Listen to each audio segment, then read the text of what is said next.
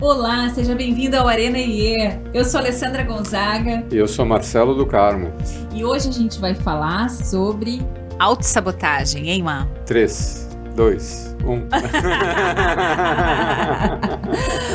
Meu Deus do céu. Então existe a tal da autossabotagem, Má? Existe a tal da autossabotagem, né? Existe a tal de você se colocar, né, numa situação que você acaba se prejudicando mesmo, né? A si mesmo. A gente tem vários nomes para isso, a própria psicanálise se embasa muito nisso, se fala, por exemplo, da profecia autorrealizada, né?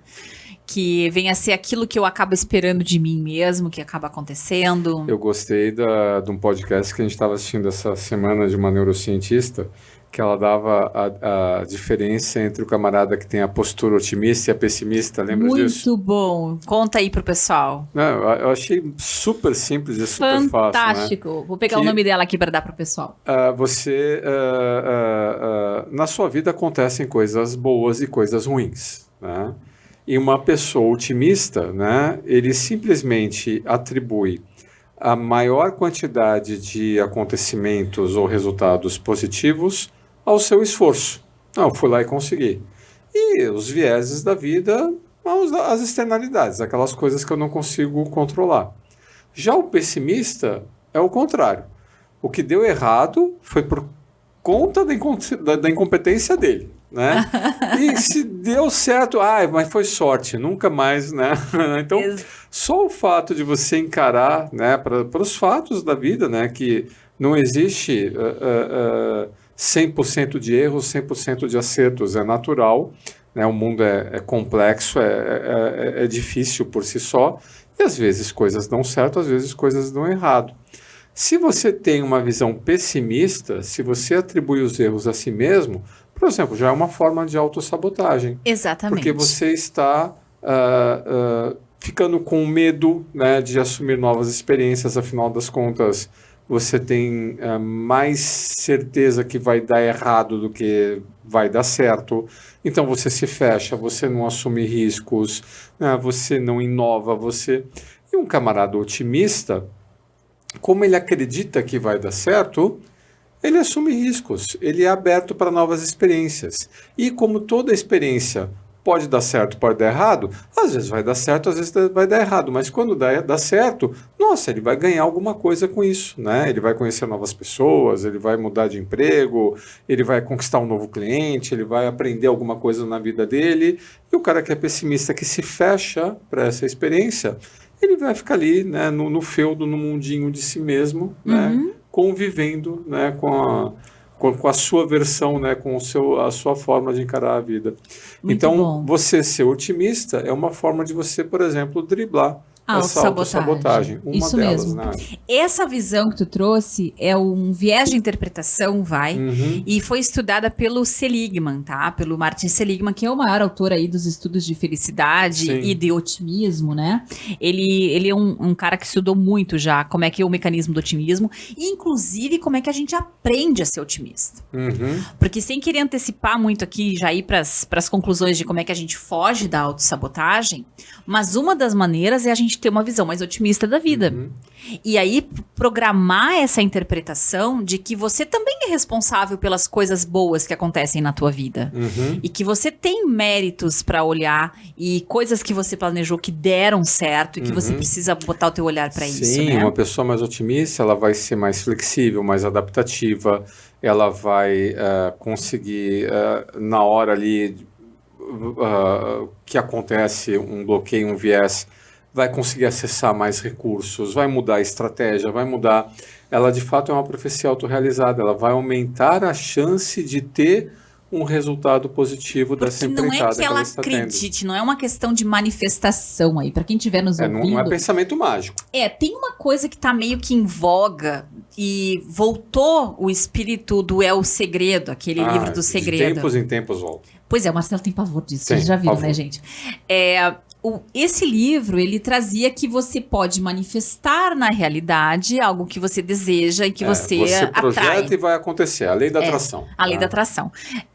Não é isso. E o que os estudos trazem é que funciona ser otimista, não porque eu estou manifestando no mundo a minha vontade, mas porque eu tendo a agir em direção aos meus interesses, porque eu estou programada para acreditar em mim. Você acredita nos seus recursos, Isso. Você acredita na sua capacidade. E eu acabo tendo mais energia para ação e me comporto de maneira a buscar isso. Então, se o teu comportamento não revelar os teus desejos, não adianta nada tu ficar desejando sozinho dentro de casa, né? Não é lei da atração. Eu gostei da diferença entre esperança e otimismo. Isso. Na esperança... eu tenho esperança que vai dar certo. É um hope. Mas alguma coisa vai acontecer. Isso. Né? Porque porque eu tenho sorte, porque os astros, porque o meu horóscopo... vai dar certo. O otimista, não é que ele acredita que vai dar certo. O otimista, ele acredita que ele vai ter os recursos para fazer aquilo funcionar. Ele vai conseguir, né, tirar... E ele vai atrás, caso ele não tenha de algum recurso. Então, o nome da doutora que fala sobre essa relação aí que o Marcelo está falando, da diferença de esperança e otimismo, é a doutora Tali Sharot. Escreve T-A-L-I e Sharot S-H-A-R. É uma neurocientista, né? Isso, é uma neurocientista. Muito legal o trabalho dela.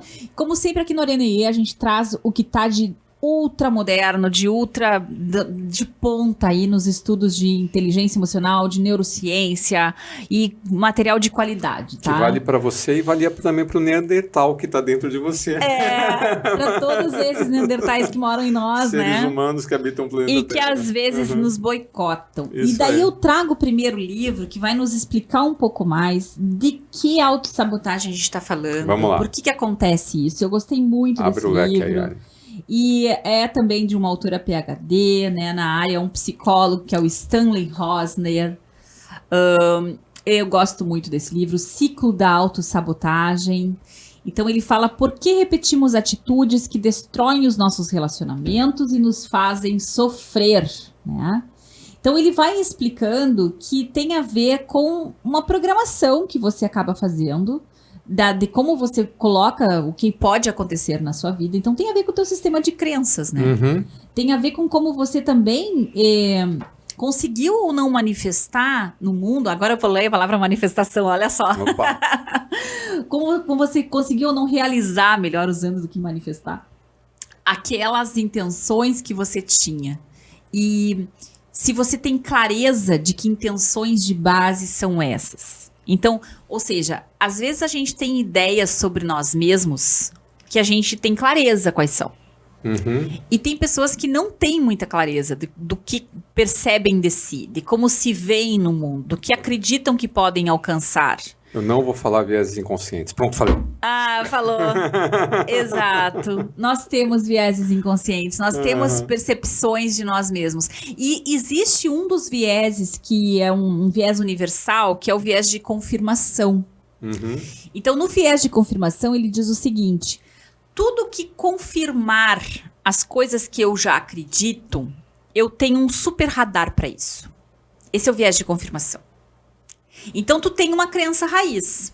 Muitas vezes tu não tem noção de que crença raiz é essa. Mas qualquer coisa que corrobore essa crença raiz, você atrai. Você procura isso, sabe? Então, por exemplo, vou dar um exemplo bem bobo. Mulheres não sabem dirigir. Isso é um super preconceito que tem por aí. E eu sou testemunha de que eu já vi muito mais homem fazer barbeiragem do que mulher, mas fecha parênteses. Né? Porque, aliás, os seguros de automóveis dizem que eu tenho razão, né? Porque os seguros para as mulheres são muito mais baratos do que para os homens. Mas ok, vamos dizer que você tenha esse preconceito. Mulher não sabe dirigir. Você passa por um monte de motorista que não sabe dirigir. E você não repara que são homens. Mas basta que uma mulher faça uma barbeiragem. E aí o que você vai dizer? Tá vendo? É mulher. E tu sabe, Ali, que isso é muito verdade, né? O Daniel Kahneman, no Pensando Rápido e Devagar, que ele coloca lá a questão do sistema 1 e o sistema 2, né, de análise e tomada de decisão, Sistema 1 é esse sistema rápido, essa coisa que vem na intuição, que vai dar errado. Vai dar ruim, vai dar ruim, vai dar ruim. E o sistema 2 é o sistema mais pensado, mais raciocinado, deixa eu ver o que aconteceu aqui e tal. Então são 2 sistemas, né, de tomada de decisão. E ele fala que uma das formas de você sedimentar ou até criar novas crenças é quando o sistema 1 é ratificado pelo sistema 2. Uhum. Então, uma situação como essa que tu está falando. Digamos que você cresceu, né, indo de carona no carro, né, do seu pai, e teu pai falava a todo momento, né, que, nossa, dirigir é complicado, olha só que loucura, e esse pessoal não respeita nada. Seu pai era um motorista, né, que tentava controlar, né, todos os veículos, né, ao redor e ficava sempre praguejando, né, na direção e mostrava que o ato de dirigir é uma coisa muito séria, muito complicada, não deixava tua mãe dirigir porque isso não é para mulher, etc, etc. Então você já foi criada, né, nas suas N viagens de carona, né, com o teu pai. Isso é uma suposição, tá, pessoal? Meu pai adorava dirigir e adorava e nos ensinou a dirigir. Situação hipotética aqui. Então, você já foi ali e tal, não sei o quê. Isso já começa a ser, né, uma crença herdada. Né? Você já cresceu ouvindo dizer que era aquilo. Chegou a sua vez. Aí a pessoa vai lá, né, para tentar, no exame da direção. Eu não passei por essa experiência, mas eu tive vários alunos, né, que passavam pela experiência de tirar a carteira de motorista, alunos de graduação, né, e eu acompanhava o sofrimento deles, como aquilo era traumático. As pessoas eram reprovadas, né, 2, 3, 4, 5 vezes, né, num exame de motorista, porque tudo que elas faziam estava errado. Uhum. Né? A sequência tem um protocolo, tem um ritual de chegar no carro. 500 mil protocolos. Né, e arrumar o espelho, arrumar o banco e colocar o cinto, etc. Errou. Reprovou na prova. Vai lá, reprovou na prova. Então, vai reforçando aquilo. Digamos que você consiga, né, a carteira de motorista e vai sair. Você está tão certa que alguma coisa vai dar errado, aí você vai lá e bateu o carro. Pronto, sabia. Aí, o que aconteceu? Pronto. Confirmou, né, toda uma sequência de impressões que haviam sido herdadas primeiro na sua infância, na sua juventude. Você foi ratificando elas na sua experiência do tentar dirigir por si mesma. E tem gente que fala, não, acabou.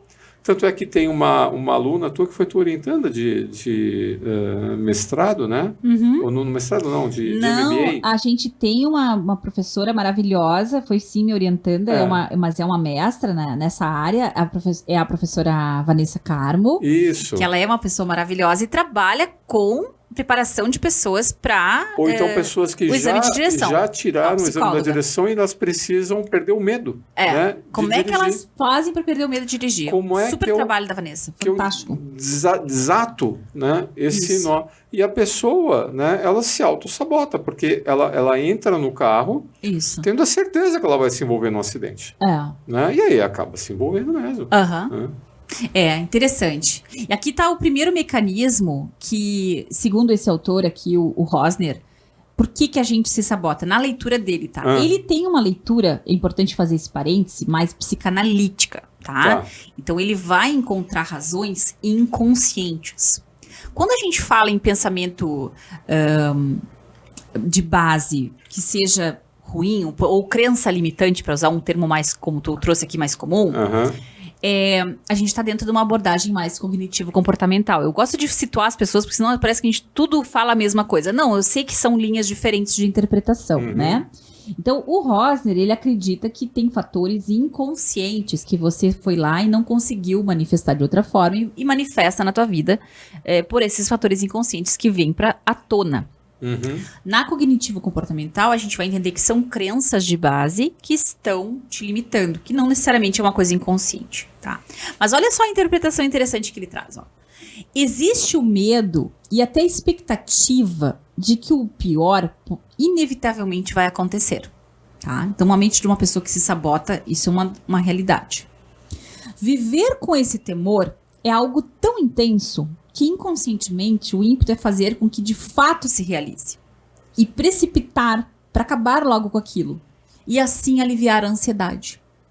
Então, em outras palavras, em vez de viver aguardando as coisas ruins e esperando que elas aconteçam por conta da sorte, o indivíduo toma as rédeas da situação. Parecido com aquela história, eu prefiro um diabo que eu conheço do que um diabo que eu não conheço. Uhum. Então, muitas vezes o mecanismo da autossabotagem é: eu vou garantir que aconteça, por pior que seja o resultado, como eu podia lidar, como eu espero que aconteça, muito melhor do que me surpreenda esse resultado. Mais uma vez, a nossa tendência a ter pavor de mudança. Então, pessoal, deixa eu ler esse trecho aqui do livro, porque eu achei muito interessante como ele explica, esse autor, o Rosner, sobre por que afinal de contas, a gente se auto-sabota, tá? Então, na página 151, a compulsão à repetição, ele está explicando. Existe o medo e até a expectativa de que o pior vai inevitavelmente acontecer. Viver com esse temor é algo tão intenso que inconscientemente o ímpeto é fazer com que ele de fato se realize, precipitá-lo para acabar logo com aquilo e assim aliviar a ansiedade. Em outras palavras, em vez de viver aguardando que coisas ruins aconteçam por conta da sorte, o indivíduo toma as rédeas da situação. A ansiedade é aliviada pelo menos temporariamente. Então, na explicação psicanalítica que o Rosner traz, ele entende como forças inconscientes da pessoa que fazem com que ela prefira... É o tal do diabo que eu conheço melhor do diabo que eu não conheço. Né? Então, eu prefiro ter uma situação que tem um resultado desagradável, ruim, mas que eu já sei lidar com esse resultado, é uma coisa que já aconteceu comigo, do que uma situação em que eu deixe acontecer algo, a vida trazer soluções, e que eu não conheço o resultado. Então, é, na verdade, um temor muito grande da incerteza, do futuro, que faz com que a pessoa se lance nos comportamentos que ela sempre fez. Por isso que a tendência à compulsão, ou a compulsão, à repetição. E aí o problema principal dessa tendência à repetição é não haver aprendizado. Exatamente. Né? Porque se deu errado, né? Não é assim, deu errado, sabia que ia dar errado. Não. O que aconteceu aqui que deu errado? Exato. Ou o que está acontecendo aqui que pode dar errado? Tu estava lendo aí o trecho do livro, eu estava lembrando de uma cena que nós já vimos assim várias vezes, né? Em praças ou em parques infantis, né? Pensa assim numa situação. Está lá o cuidador, a mãe ou o pai, e uma criança brincando com algum brinquedo que ela vai se machucar. O que o pai fala? Essa criança vai se machucar. E vai se machucar. Vai se machucar. O que deveria acontecer? Né? Um momento de análise, um momento de metacognição. Olha, vem cá, olha o que está acontecendo. Se você fizer assim, vai acontecer tal coisa. Se você fizer desse outro jeito, você se protege, você não machuca o amiguinho. Não, o que a pessoa fica? Ela fica ali, fala, vai machucar. Vai machucar. Falei, né? Aí vai lá, se machuca e vai lá e acaba a brincadeira. Vamos para casa. Aí pronto, o que ficou na cabeça dessa criança? De fato, eu me machuco, eu não tenho habilidade, eu não tenho destreza, eu não tenho capacidade de... E aí a pessoa só estava esperando acontecer para interromper, editar a vida, né? Tá vendo como você não consegue? Acabou por aqui. Não tem um aprendizado, não tem um repensar, né? Não tem um fazer de novo, não tem o que é o jeito certo de fazer. Não, e acabou por ali. E como acabou por ali, você repete isso várias vezes, a gente vai imprintando, né, essa experiência no nosso cérebro e você vai convivendo com aquilo e se preparando para qual é a próxima vez que eu vou repetir isso. Até que você não brinca mais. E aí tem uma coisa que um dos mecanismos é esse de não haver aprendizado. E um outro possível mecanismo que acaba se colocando na vida dessa pessoa é o perfeccionismo. O Rosner também comenta alguma coisa disso aqui no livro, porque ele traz vários casos, tá? Não é necessariamente um livro muito prático, tá? Eu acho importante dar essas dicas também. Ele vai mais discutindo histórias e aí você pode se identificar e dizer, comigo também acontece às vezes isso. Tem os autores, né? Que tem os contadores de histórias. Os contadores de histórias, né? Então ele conta mais histórias do que, na verdade, ele traz ferramentas para lidar. Isso tem a sua eficácia também, né? Também tem, porque daí a gente se identifica, né? Cria uma representação daquilo que a gente sente. Mas ele traz um exemplo ali do perfeccionismo também. E a gente já viu isso acontecer com pessoas, com clientes nossos, pessoas que a gente conhece também da família, que são pessoas que não vão adiante em projetos sob pena de errar. Então, às vezes, tu tá com assim, como se diz, a faca e o queijo na mão para tentar uma nova empreitada, para fazer um movimento de carreira, para acreditar numa determinada possibilidade que a vida tá te dando, e você não faz esse movimento porque não é exatamente perfeito como você havia esperado que fosse. Não está perto da projeção que você tinha feito. Então, também, às vezes, as pessoas têm a oportunidade de algo bom acontecer e não se colocam na vida para isso, não vão atrás, porque pensam que, não, isso é efêmero, ou isso não é para mim, logo depois vai vir alguma coisa de ruim, e elas não tomam um passo mais adiante. Ou seja, de novo a gente está fazendo aqui um paralelo, de pessimismo e otimismo. Sem querer, o tema está em torno do pessimismo e do otimismo. Então, lembrando aquilo que o Marcelo comentou no início do episódio, se eu espero, com relação ao futuro, que as coisas vão dar errado, a chance de que eu realmente não consiga é maior. Porque eu não vou empreender, eu não vou buscar. E se as coisas derem errado, você tá vendo? Era isso mesmo que ia acontecer. Então, a gente não é que tenhamos pensamento mágico. Mas é impressionante como a nossa crença produz o nosso comportamento. E é como a gente se comporta que está o nosso resultado associado, Sim, né? Mas é sempre assim, né? Sempre tem esse foco. Ontem eu estava discutindo com um colega lá do mestrado, conversando, né, com um colega do mestrado, e ele estuda bem-estar, né, nas organizações. E uma das teorias de base lá que ele estuda é a teoria das demandas e recursos, né? Então, do tipo assim, a responsabilidade da organização te prover, né,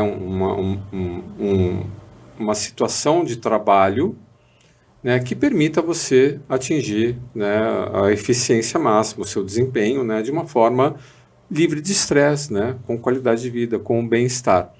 Então é como se estivesse sob a responsabilidade da organização fazer uma análise, né, da situação em que você está inserido no trabalho, no processo, né, organizacional no qual você atua, na sua função. É como se você fizesse, muito além do que a descrição de cargo. Olha, você tem que fazer isso, que geralmente é o que está na descrição de cargo. Tá, mas eu tenho os recursos, eu tenho a autonomia, eu tenho as informações, eu tenho a capacidade.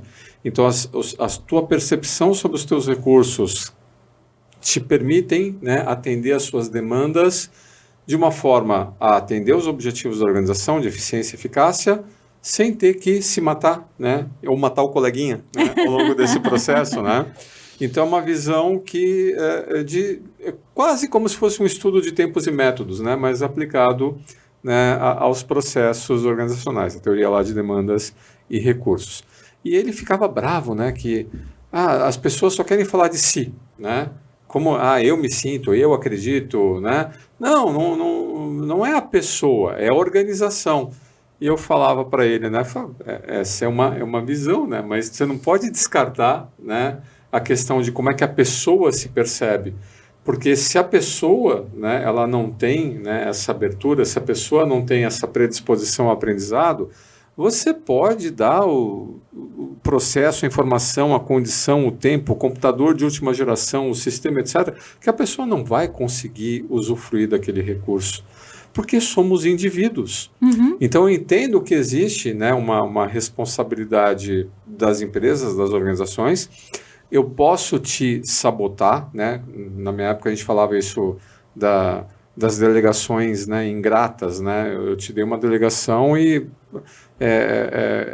como você estudava na questão das carreiras de mulheres, né?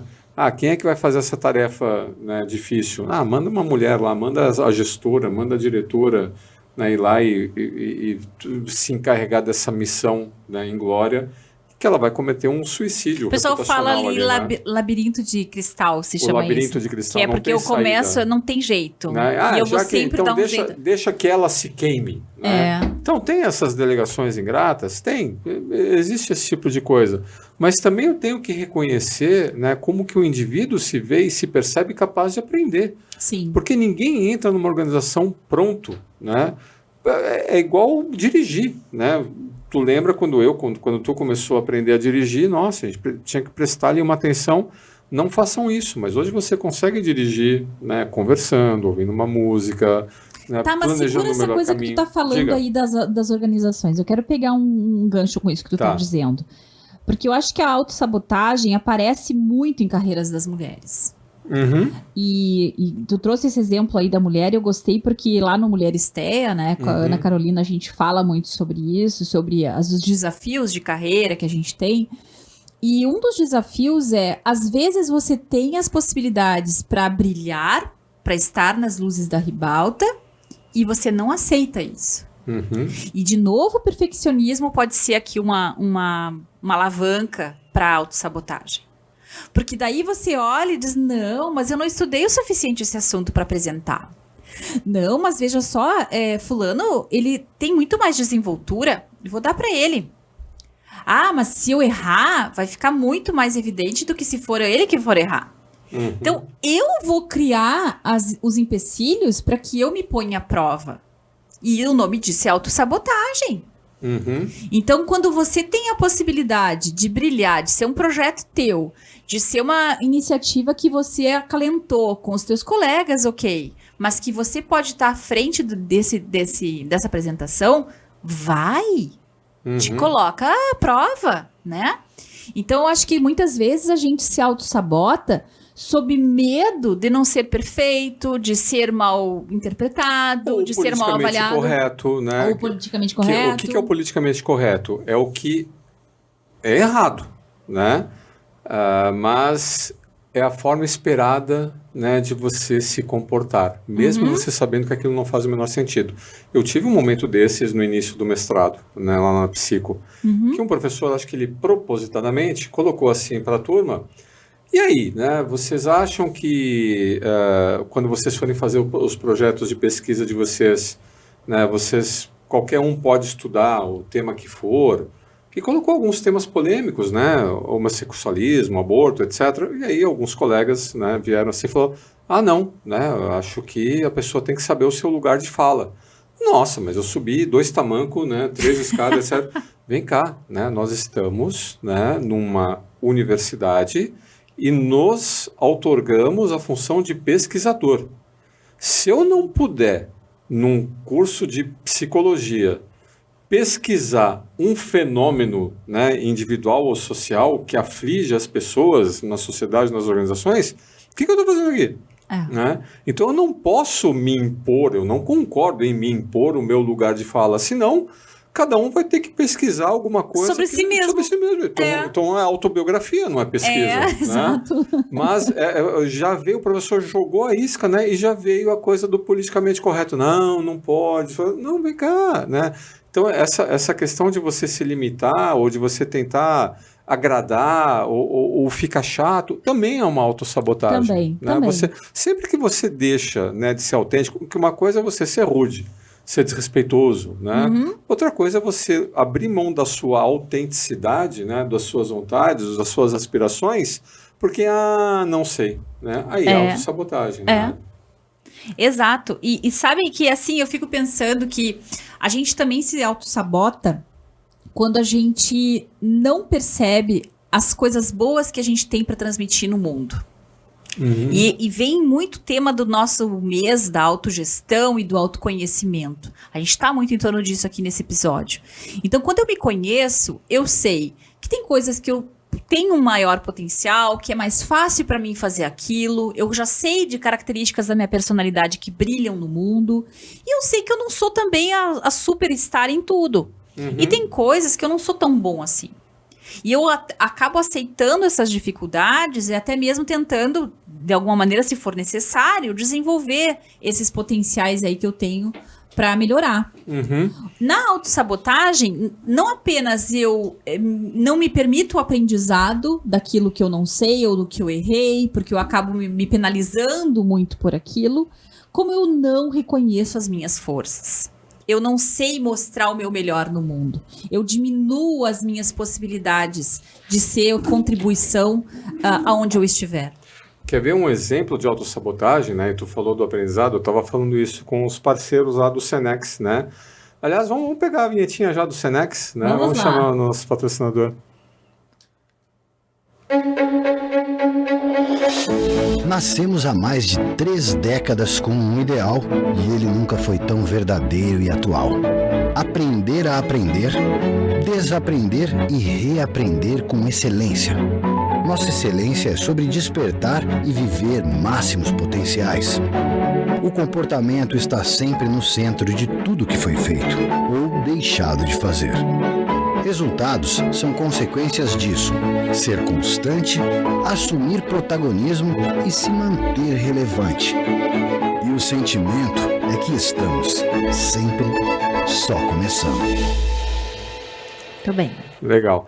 Eu gosto da postura, né, dos programas, né, que a gente desenvolve junto ao Senex, que você não é um professor, né, você não é um instrutor, você é um facilitador, né?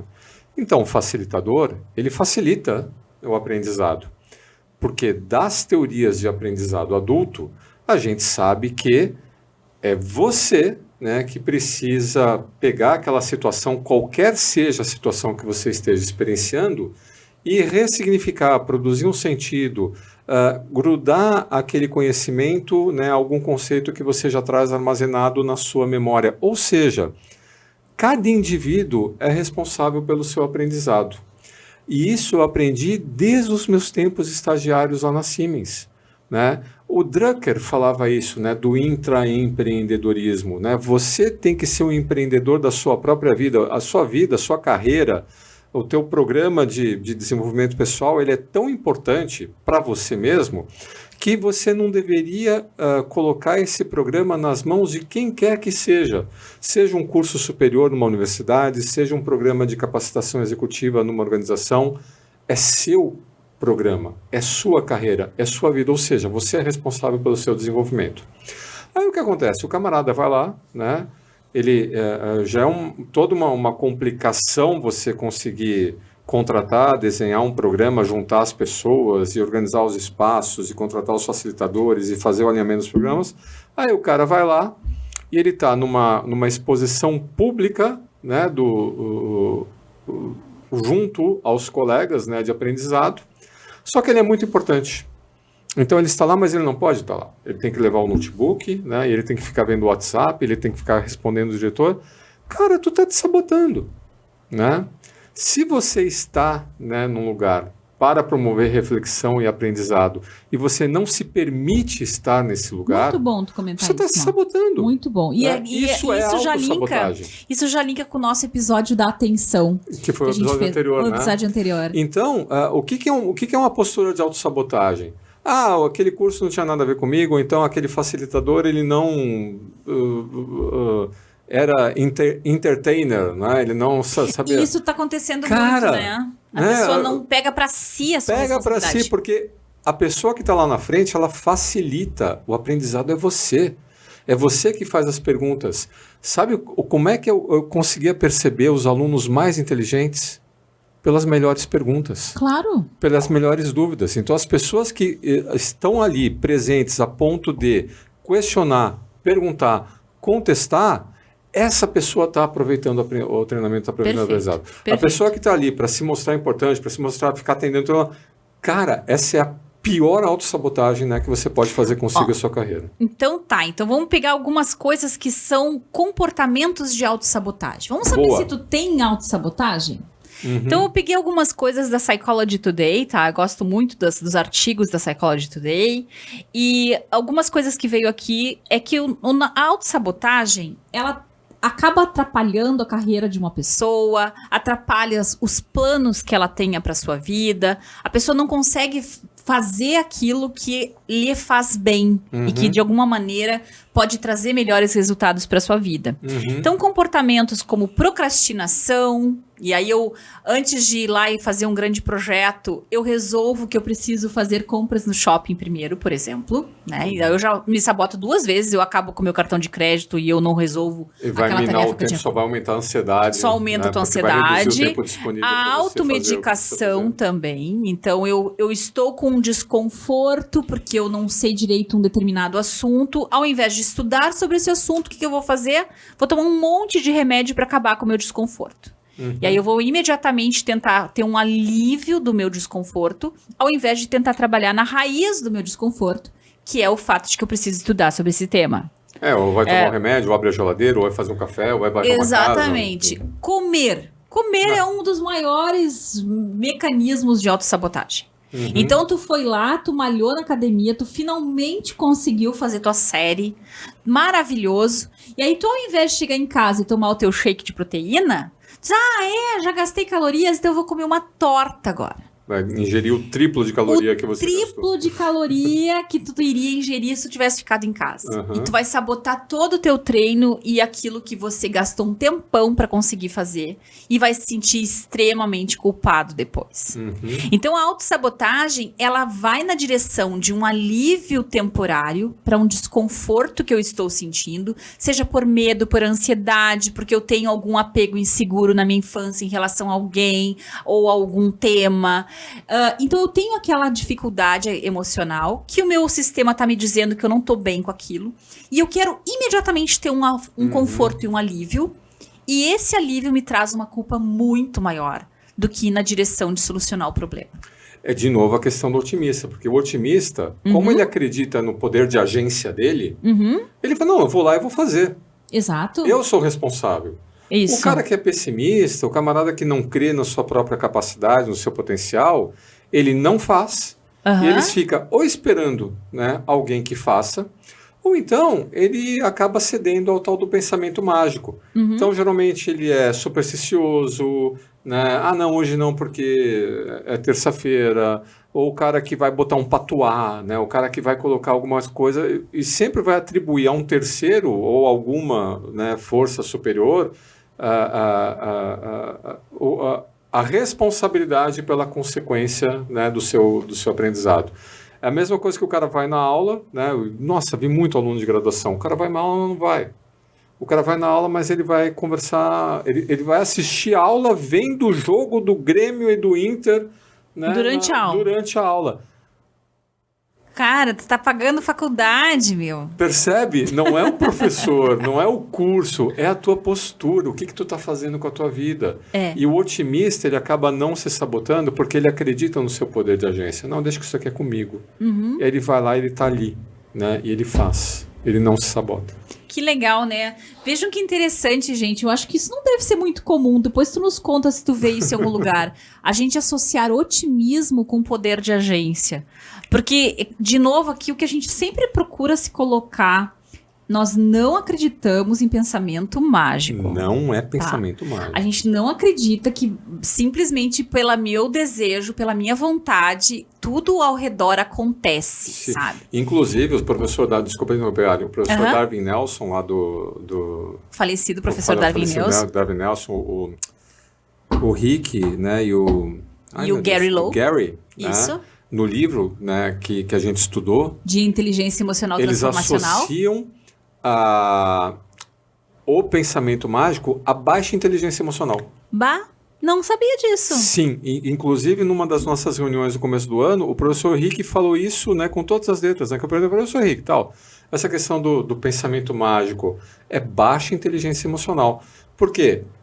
Frente a uma adversidade, uma pessoa com inteligência emocional, ela vai conseguir coletar os recursos para regular suas emoções e se colocar num estado que permita ela transpor essa adversidade, ser assertivo, fazer o que precisa ser feito.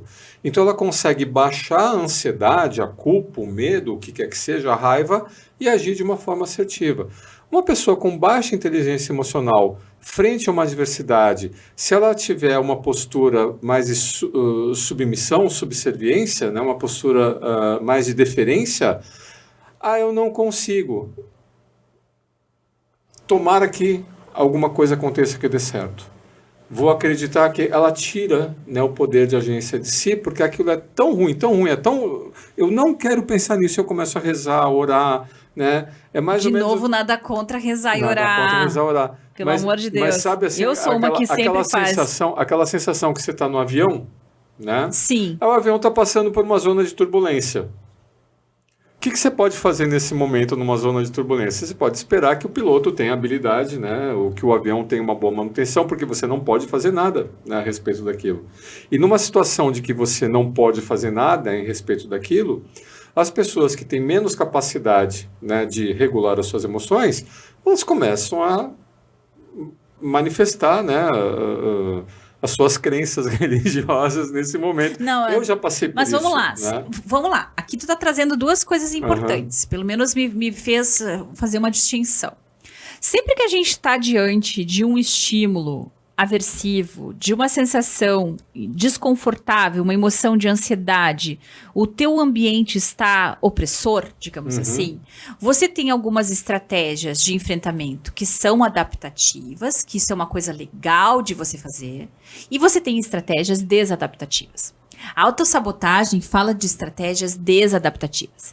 Então, o que é uma estratégia adaptativa? Se tu tá lá no avião, rezar pode ser uma estratégia extremamente adaptativa. Deixa eu fechar o raciocínio. Se você está num avião e você não tem o que fazer, o problema é você viver a sua vida inteira como se você estivesse no avião. Tá, isso que eu estou tentando me expressar. Tá, mas o que eu quero dizer é que se você estiver lá no avião e você for rezar, por exemplo, e isso te trouxer um conforto, reze.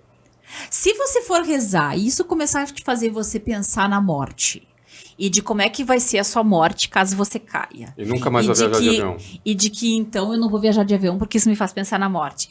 Daí não é uma boa estratégia.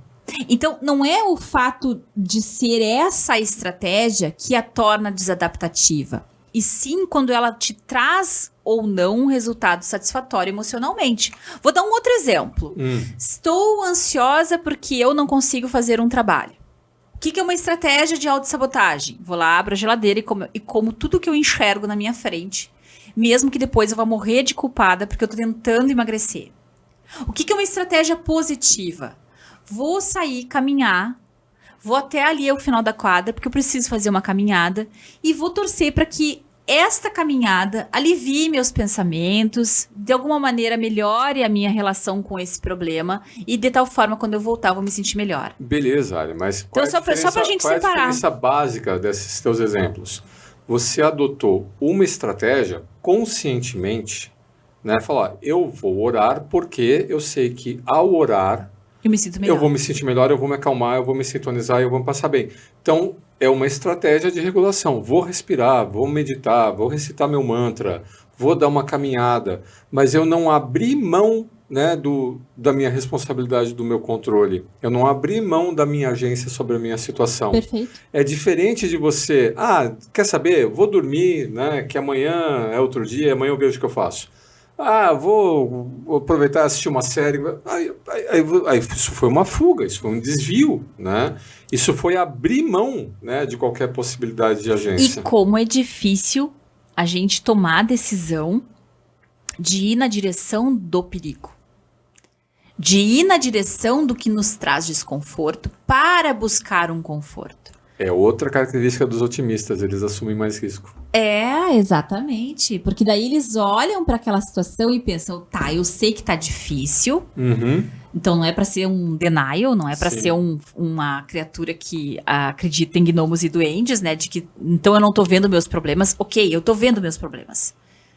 Mas eu vou conseguir dar conta disso.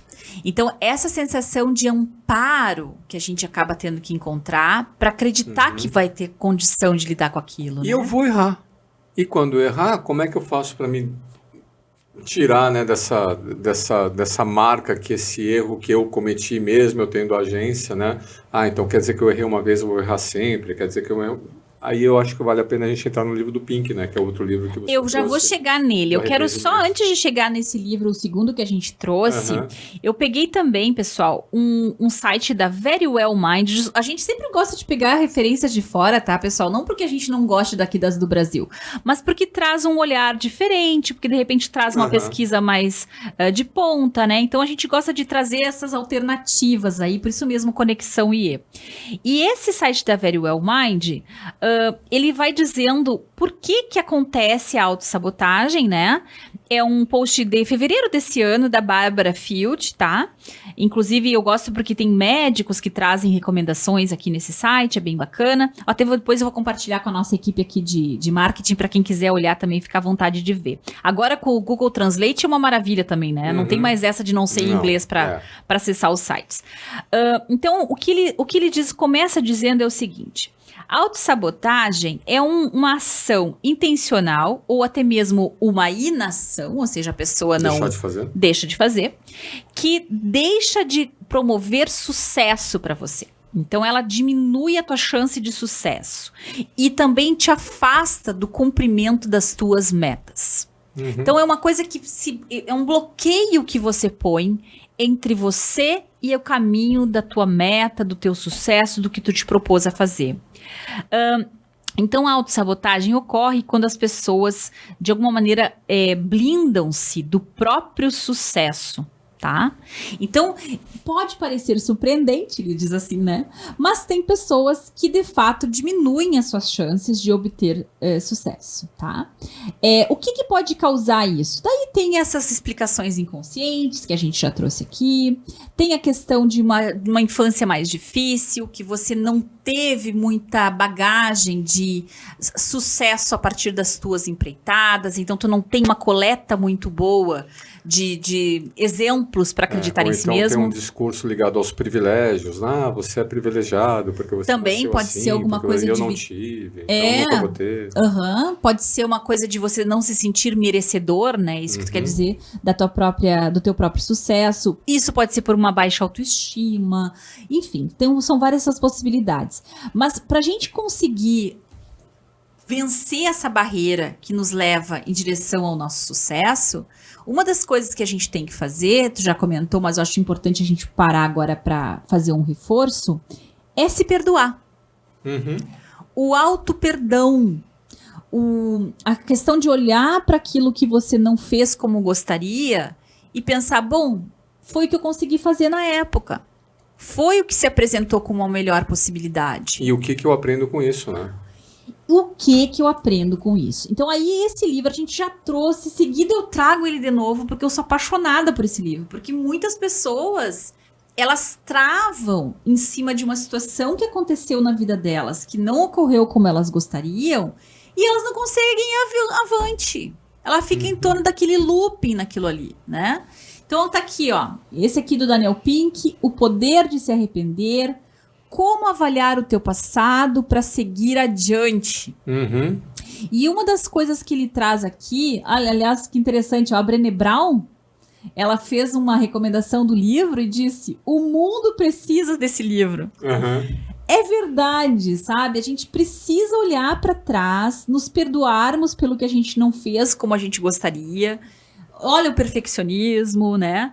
E conseguir avançar. Quando tu tava falando, Má, do poder de agência, e aqui eu quero trazer isso pra mesa, vamos ver o que tu acha, eu fiquei pensando que muitas vezes a autossabotagem tá dentro da nossa cabeça.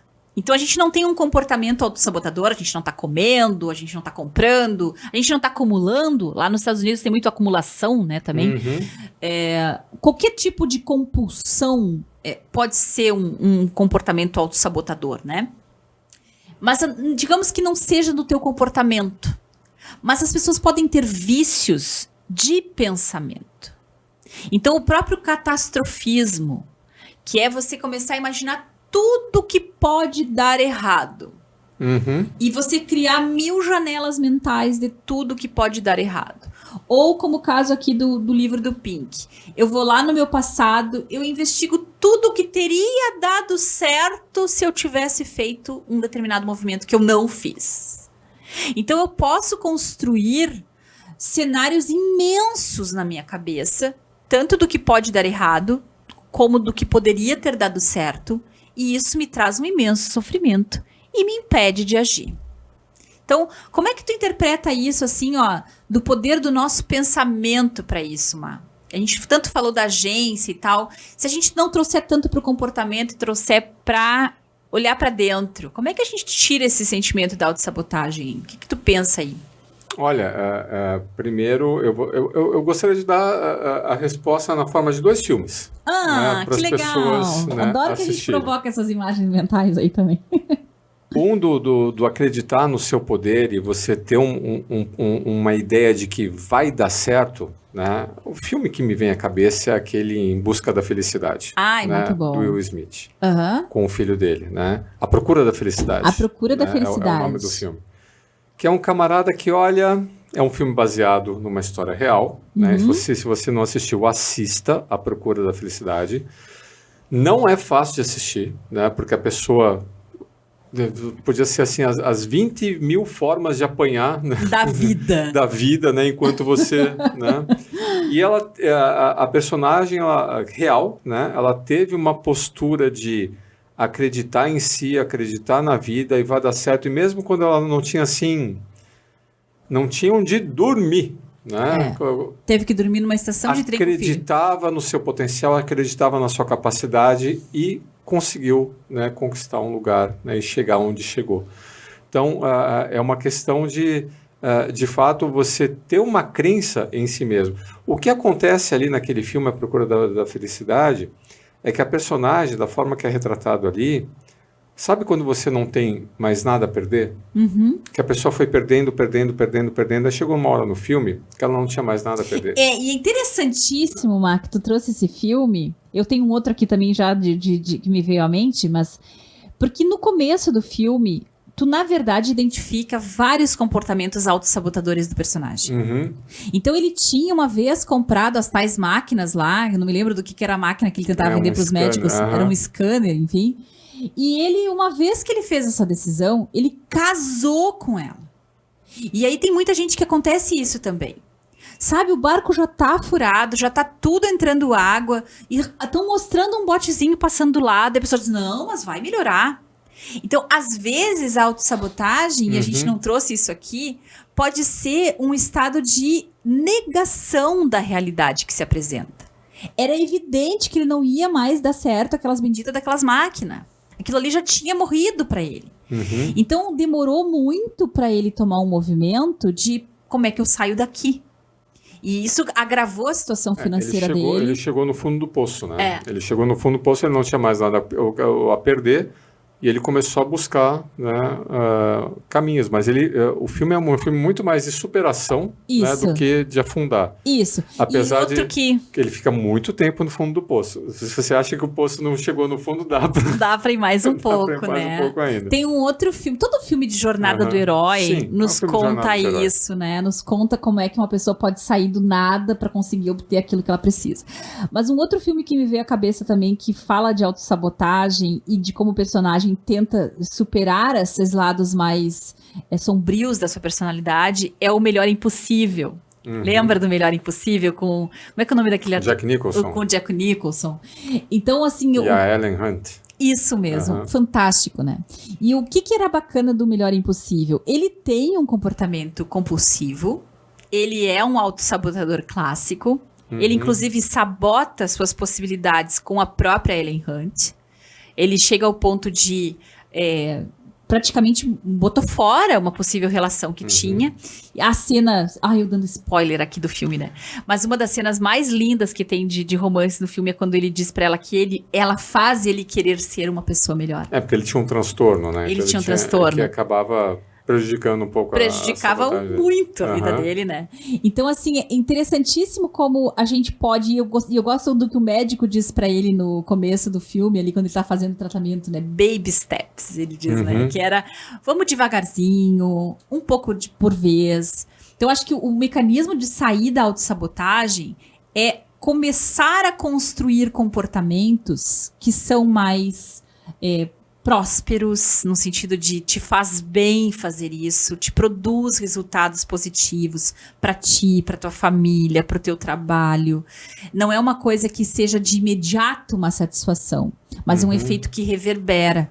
Na própria academia que tu tá comentando aí, como tu tem te feito bem, né, fazer tuas práticas de exercício, ele não é uma coisa de curto prazo a recompensa. É algo que é o tal do piano se vai lontano. Eu vou devagarzinho, mantendo um comportamento que me faz bem, e eu colho os resultados disso. Então, um pouco de paciência também, né? Um filme que ilustra muito bem isso aí que você está falando, Ali, de uma pessoa com comportamento de autossabotagem, como é preciso ser paciencioso e ter essa compaixão, né, para ajudar uma pessoa a mudar esse comportamento. É aquele filme fantástico, Conduzindo Miss Daisy. Não sei se você lembra desse filme. Não lembro mais, há muitos anos. O Conduzindo Miss Daisy. A Miss Daisy, né, é uma senhora já de idade, né, avançada, e ela não tem mais condição de dirigir. Ela vai sair para dirigir, ela bate o carro. Eu lembro o Morgan Freeman, que é o... E aí o Morgan Freeman vai ser o motorista, né, da Miss Daisy. E o Morgan Freeman... nossa, é um anjo, né, encarnado, né, como um motorista, e toda a atenção, toda a humildade, toda a compaixão, né, todo o otimismo, né, do Morgan Freeman, com o tempo, né, acaba contagiando ela, né, e ela acaba mudando, né, a forma de comportamento. Mas também é um filme fantástico, e né, que vale a pena acaba sendo uma excelente analogia, Má, que bonito tu trazer o Conduzindo Miss Daisy, porque também nós temos uma mente superior que pode ser o nosso condutor, né?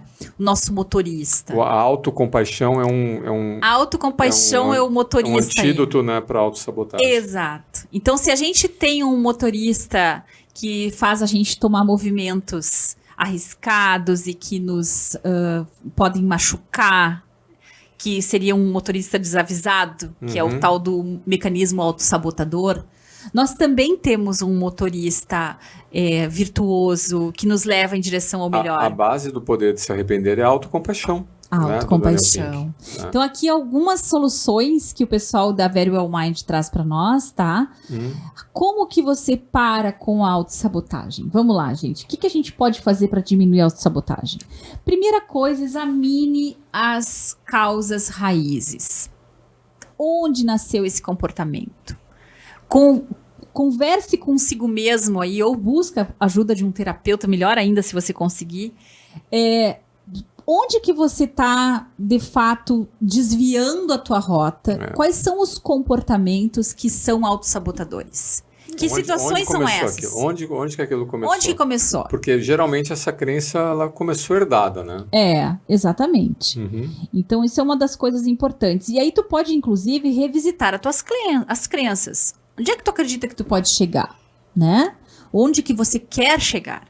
E para poder saber aonde tu quer chegar e o que você tem hoje de recurso para chegar lá, você vai precisar de uma autoinvestigação. Você vai precisar passar um tempo aí se conhecendo, né? Sabe, Ali, isso aí é muito importante porque a gente tem as falsas memórias, né? E a gente acaba, de uma forma seletiva, fazendo um rastreamento, né, do nosso passado e apenas trazendo situações que ratificam o que a gente acredita hoje. Isso. Então, por exemplo, viés de confirmação. Ou viés de confirmação. Então, naquele exemplo que eu dei no início do podcast, quando eu dirigia, meu pai, né, falava isso, aquilo. Pode ser que um dia, né, teve uma tarde especialmente difícil que aconteceu isso. Isso ficou gravado na tua memória. Mas não era isso que acontecia todo dia. Aí você vai lá, vai conversar com a pessoa, vai conversar com um parente, vai conversar com alguém que foi, eu gosto do termo que você usa, né, testemunha, né, da tua história de vida.